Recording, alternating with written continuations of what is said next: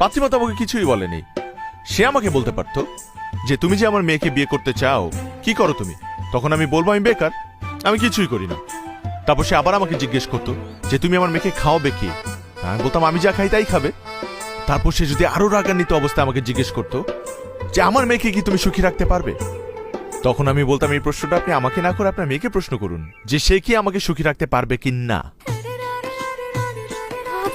আরে আজবের কি আছে এখানে? বিয়ের যত অ্যারেঞ্জমেন্ট, যত হ্যারাসমেন্ট সব তো আমাকে পোহাতে হচ্ছে। তুই প্যারা নিচ্ছিস কেন? You're a guest, you're a very special guest, no offence. তুই ঢাকা থেকে সুনামগঞ্জ পর্যন্ত আসছিস আমার বিয়ে খাওয়ার জন্য। বিয়ে খাবি, খেয়ে চলে যাবি, ব্যাস। না মানে খাওয়ার সাথে সাথে যেতে হবে না, মানে একদিন পর গেলে হবে। একদিন পরে চলে যাব? একদিন পর তো আমিই চলে যাবো বোকা, হানিমুনে যাবো না? হানিমুন? হ্যাঁ, হানিমুনের ডেটও ফিক্স করে ফেলছিস? শুধু ডেট কেন, প্লেসও তো ফিক্স করে ফেলেছি, মলদ্বীপ যাচ্ছি আমরা। এত তাড়া না? আর তোর সয় না, তাই না? তুই মন খারাপ করছিস কেন? এই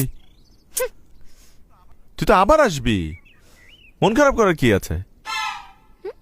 হানিমুনের পর? হানিমুনের পর না, 2 বছর পর আমাদের বাচ্চা হবে না?